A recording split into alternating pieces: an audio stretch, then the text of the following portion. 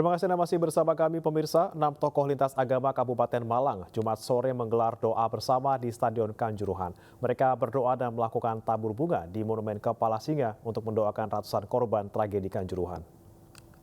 Yang kami hormati, di tengah-tengah kita sudah hadir para tokoh. 6 tokoh lintas agama Kabupaten Malang menggelar doa secara bergantian di areal Monumen Kepala Singa Jumat sore.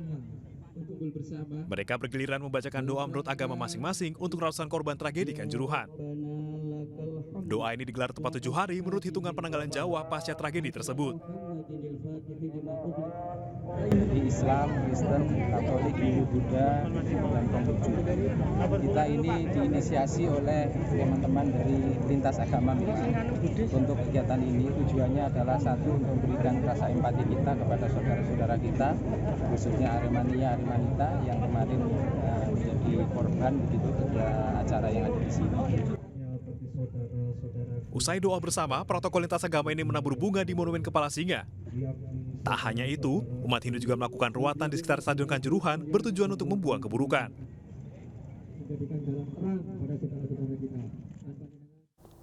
Anggota Tim Gabungan Independen Pencari Fakta atau TGPF Tragedi Kanjuruhan, Dodi Bonardo, melakukan investigasi di Stadion Kanjuruhan, Malang, Jawa Timur. Bersama tim, TGPF mendalami sejumlah temuan fakta penyebab tragedi kemanusiaan tersebut. Dalam investigasi ini, tim terjun langsung mendalami sejumlah fakta, seperti di pintu 12 dan 13 yang tertutup hingga menyebabkan 131 korban jiwa dan ratusan lainnya mengalami luka. Investigasi di lokasi ini berlangsung tertutup bagi media. Pihaknya kini pun tengah mencari fakta lain, seperti pemeriksaan 32 CCTV yang saat ini telah disita oleh pihak kepolisian sebagai barang bukti. Hasil investigasi nantinya akan dikumpulkan bagi tim TGPF untuk mengambil keputusan. Temuan yang pertama, kita menyaksikan bahwa ternyata pintu, terutama pintu 12, 13 ini dalam kondisi yang tertutup. Nah, kami sedang mengumpulkan data-data dan akan segera mengundang para pihak yang berada dan bertanggung jawab untuk mengamankan pintu-pintu tersebut. Polri menetapkan 6 orang menjadi tersangka dalam tragedi di Stadion Kanjuruhan, Malang, Jawa Timur. Di antara 6 tersangka, salah satunya adalah Direktur Utama PT LIB Ahmad Hadian Lukita.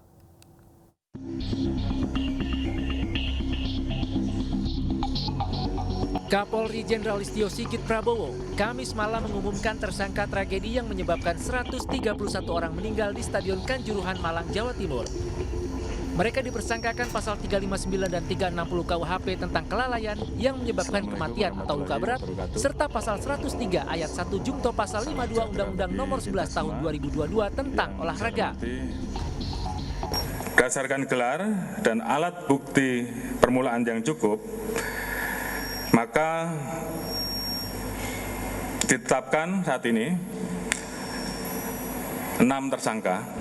Berdasarkan gelar perkara dan alat bukti permulaan yang cukup, Kapolri menetapkan 6 nama sebagai tersangka. Para tersangka itu adalah Direktur PT Liga Indonesia Baru Ahmad Hadian Lukita.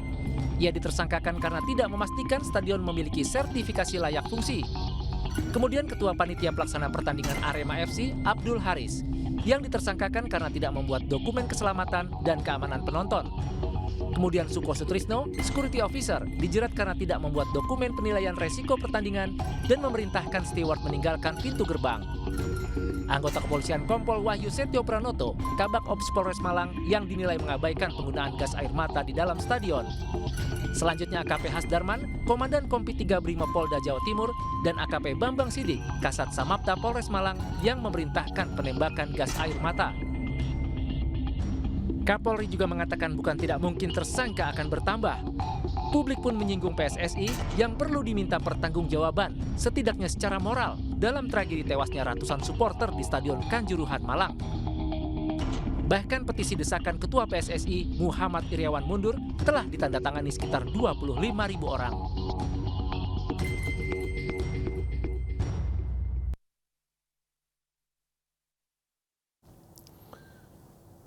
Pemirsa, LPSK mendatangi Satreskrim Polres Malang untuk mendampingi Kelvin, remaja pengunggah video tragedi Kanjuruhan yang sempat viral di media sosial. Kelvin sempat diperiksa di Satreskrim Polres Malang.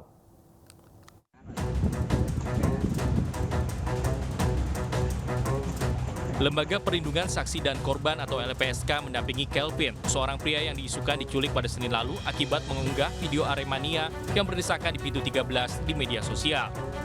Wakil Ketua LPSK Edwin Partogi Pasaribu menuturkan, kronologis Kelvin dijemput polisi pada Senin 3 Oktober lalu yang diperiksa dari pukul 16 hingga pukul 18 waktu Indonesia Barat. Pihaknya menyayangkan tidak adanya surat panggilan saat Kelvin diperiksa.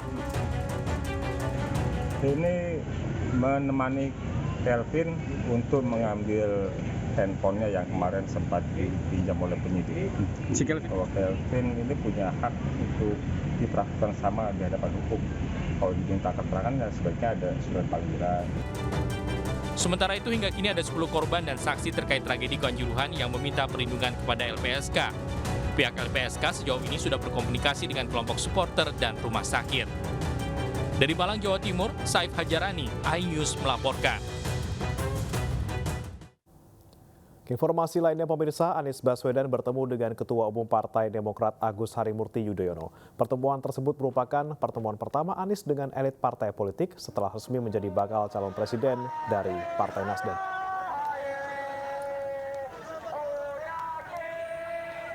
Ratusan pendukung bakal calon presiden yang diusung Partai Nasional Demokrat Anies Baswedan menyambangi kantor DPP Partai Demokrat di Menteng, Jakarta Pusat.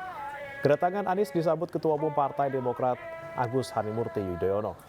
Kedatangan Anies ke kantor DPP Partai Demokrat untuk silaturahmi politik sekaligus membahas pembentukan koalisi dan kerjasama politik antara Anies dengan Partai Demokrat.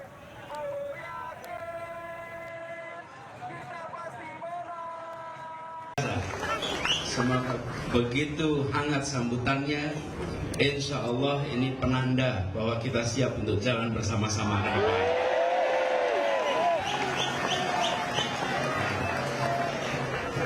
Bahwa keinginan untuk jalan bersama itu bukan keinginan dari puncak. Keinginan jalan bersama adalah keinginan yang bergerak dari seluruh arah. Dewan Pimpinan Wilayah Partai Persatuan Pembangunan Provinsi Banten mendeklarasikan dukungannya kepada Ganjar Pranowo untuk menjadi calon presiden pada Pilpres 2024 mendatang.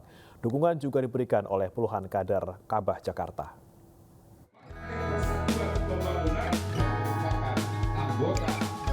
Dukungan terhadap Gubernur Jawa Tengah Ganjar Pranowo untuk maju sebagai calon presiden pada Pilpres 2024 dideklarasikan kader Kabah Jakarta di kawasan Cempaka Putih, Jakarta Pusat Kamis sore. Para kader menganggap Ganjar cocok maju sebagai calon presiden pada Pilpres 2024 karena religius dan memiliki rekam jejak jauh dari kasus korupsi, kolusi, dan nepotisme. Usai deklarasi, para kader langsung menyerahkan nama Ganjar Pranowo kepada DPP Partai Persatuan Pembangunan. Karena selama beliau menjabat 2 periode menjadi gubernur Jawa Tengah, tidak ada sedikit pun terindikasi bahwa beliau itu mempunyai kasus korupsi, kolusi, atau nepotisme. Sementara itu, deklarasi dukungan kepada Ganjar Pranowo sebagai calon presiden pada Pilpres 2024 mendatang juga dilakukan DPW P3 Provinsi Banten. Deklarasi dukungan ini berdasarkan hasil rapat pimpinan DPC dan Badan Otonom P3 se-Provinsi Banten.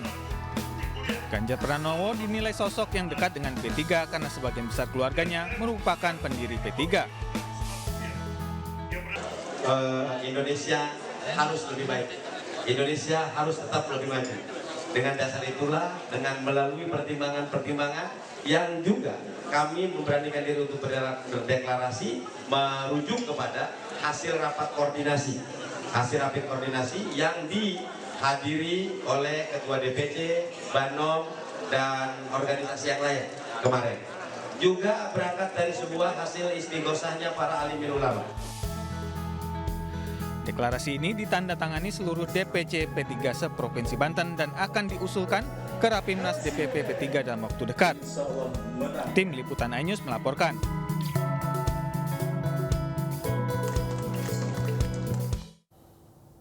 Desa wisata Pulau Sapi di Kabupaten Malinau, Kalimantan Utara masuk 50 besar anugerah Desa Wisata Indonesia. Desa ini memiliki budaya yang sangat kental dengan keberadaan suku Dayak Lundaye.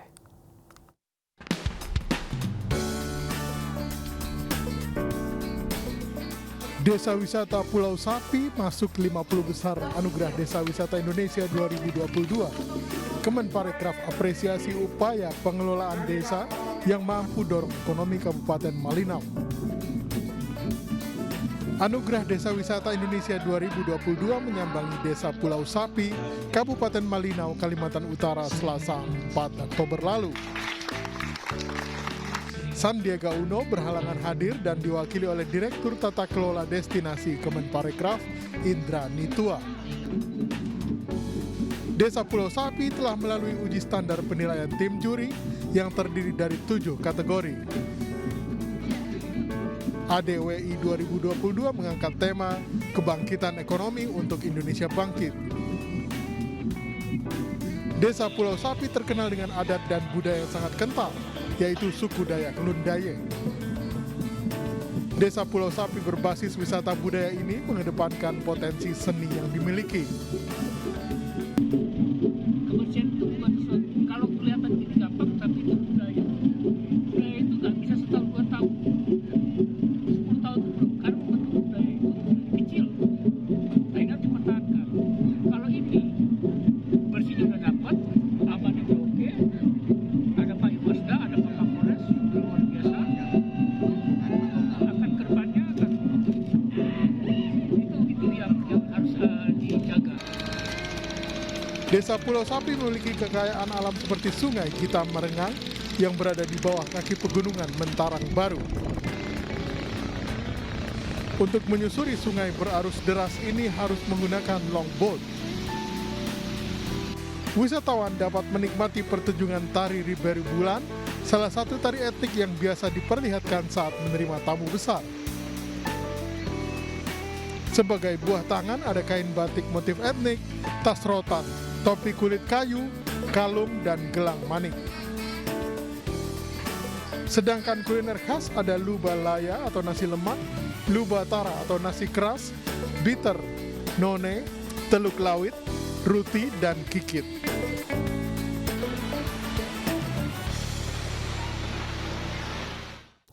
Laju inflasi Indonesia mencapai angka 6% sejak kenaikan BBM diprediksi akan turun dalam 3 bulan ke depan. Pemerintah terus mendorong pertumbuhan ekonomi di tengah tren peningkatan inflasi dan tetap optimis ekonomi RI di tahun ini berada di kisaran 5%. Pemerintah terus mendorong pertumbuhan ekonomi nasional di atas 5%. Target ini disampaikan di tengah naiknya inflasi yang didorong naiknya harga BBM. Tercatat inflasi Indonesia kini mencapai angka 6%. Meski demikian, pemerintah optimis inflasi akan turun dalam waktu 3 bulan ke depan.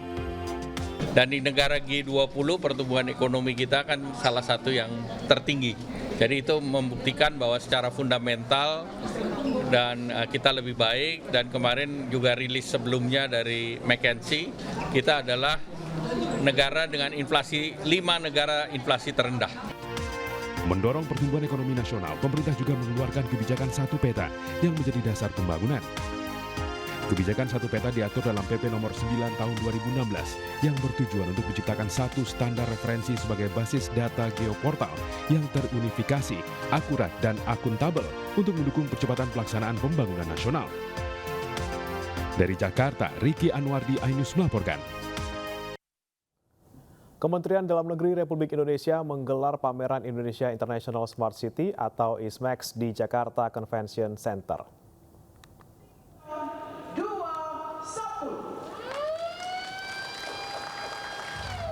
Pameran dibuka Menteri Dalam Negeri Tito Karnavian. Diharapkan kolaborasi stakeholders dalam mewujudkan kota cerdas sesuai tujuan utama jaringan kota pintar ASEAN atau ASEAN, yaitu untuk meningkatkan pemenuhan kualitas layanan perkotaan bagi warganya. Salah satu kualitas layanan perkotaan cerdas adalah perusahaan daerah yang mampu memberikan sarana dan informasi digital secara baik. Diharapkan kota dan kabupaten di Indonesia mampu bekerja maksimal dengan memberikan sarana digital untuk masyarakat. Untuk mengimbang dari yang sama. Oleh karenanya event ini akan mempromosikan Smart City di Indonesia, sehingga banyak daerah di Indonesia dikategorikan sebagai kota cerdas. Dan kita terus di samping meningkatkan maturasi, ya, kedalaman dari Smart City pada sebuah kota, juga menambah jumlah kota yang smart. Melalui cara apa? Melalui cara Bus KPK yang mengusung tema Jelajah Negeri Bangun Anti Korupsi akhirnya tiba di kota Tangerang Selatan, Banten. Diharapkan dengan adanya kedatangan bus KPK ini dapat menumbuhkan kesadaran anti korupsi bagi masyarakat dan seluruh ASN Pemkot Tangerang Selatan.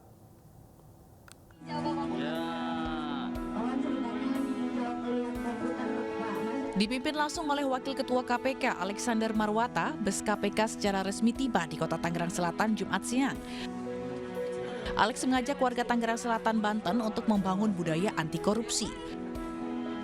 Kedatangan bus KPK ini pun disambut oleh Wali Kota Tangerang Selatan Benyamin Daphni beserta seluruh stakeholder di lingkungan pemerintah Kota Tangerang Selatan. Kedatangan bus KPK ini diharapkan dapat menumbuhkan kesadaran anti korupsi bagi seluruh ASN di lingkungan Pemkot Tangerang Selatan. Tidak hanya itu, bus yang mengusung tema Jelajah Negeri Bangun Anti Korupsi ini terdapat fasilitas yang dapat digunakan masyarakat seperti internet serta permainan edukasi anti korupsi. Untuk mendukung KPK, Pemkot Tangsel memiliki aplikasi Whistleblowing System. Aplikasi ini sebagai bentuk penyampaian pengaduan dugaan tindak pidana melalui wbs.tangerangselatankota.go.id. Ini merupakan momentum yang sangat penting dalam kerangka membangkitkan terus gairah bekerja tanpa korupsi, hidup tanpa korupsi di Kota Tangerang Selatan, memperkuat upaya-upaya yang dilakukan oleh pemerintah Kota Tangerang Selatan dalam kerangka pemberantasan korupsi. Selain dengan membangun whistleblower sebagaimana yang tadi kami sampaikan, kemudian juga kami membentuk kader-kader anti korupsi dari inspektorat, perkuatan terhadap APIP di Kota Tangerang Selatan dan seterusnya. Jadi momentum ini sangat penting. Sabtu siang, KPK menggelar penyuluhan anti korupsi kepada para ulama sekaligus menghadiri acara Maulid Nabi. Dari Tangerang Selatan, Banten, Nunung Purnomo, iNews melaporkan. Kepolisian Republik Indonesia terus berkomitmen memakai produk dalam negeri demi menggerakkan roda perekonomian bangsa. Pasalnya UMKM mempunyai kontribusi besar bagi pendapatan negara.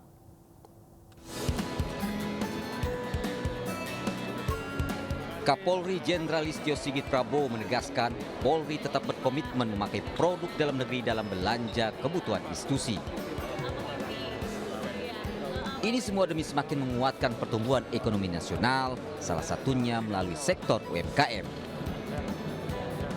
Kapolri menegaskannya saat menutup acara Business Matching tahap 4 bertema percepatan realisasi belanja produk dalam negeri oleh kementerian, lembaga, pemerintahan daerah, dan BUMN di Bali. Menurut Jenderal Listio, pemakaian produk dalam negeri untuk menggerakkan sektor UMKM yang punya kontribusi besar bagi pendapatan negara. Tentunya ke depan ini juga bisa menggerakkan UMKM kita, swasta nasional kita untuk kemudian mampu memproduksi barang-barang yang tidak kalah mutunya dengan produk impor.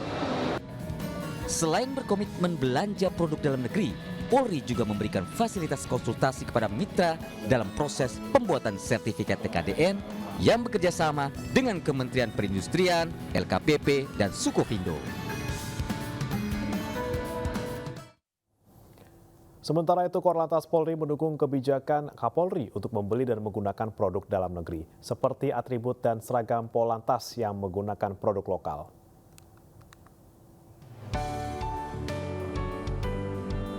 Korlantas Polri memamerkan sejumlah atribut hingga pakaian dinas buatan lokal dalam pameran produksi dalam negeri PDN di acara Business Matching tahap 4 di Bali Nusa Dua Convention Center, Badung, Bali. Kakor-Lantas Polri, Irjen Pol Firman Santiabudi, berharap pelaku usaha dalam negeri dapat mengembangkan produk unggulannya sesuai kebutuhan. Sebenarnya yang kita rubah kan bukan hanya seragam. Ini kita mobil-mobil kita kan sama, ya itu yang merah kita jadi putih. Itu sama, semua kita evaluasi untuk memberikan satu kenyamanan, tapi juga anggota harus bangga dan dia kalau pakai seragam ini dia kelihatan ganteng gitu. Sementara Kapolri Jenderal Listio Sigit Prabowo menyampaikan kegiatan ini untuk mewujudkan target dari Presiden Indonesia Joko Widodo soal belanja APBN dan APBD di tahun 2022 untuk produk dalam negeri yang berfokus pada pembelian barang atau jasa usaha mikro, usaha kecil, dan koperasi, sebagaimana yang tertuang dalam Inpres nomor 2 tahun 2022. Informasi mancanegara akan hadir usai jeda, diantaranya ada tentara Ukraina mencari pasukan Rusia yang tersisa di kota Yambil. Tetap bersama kami di iNews Pagi.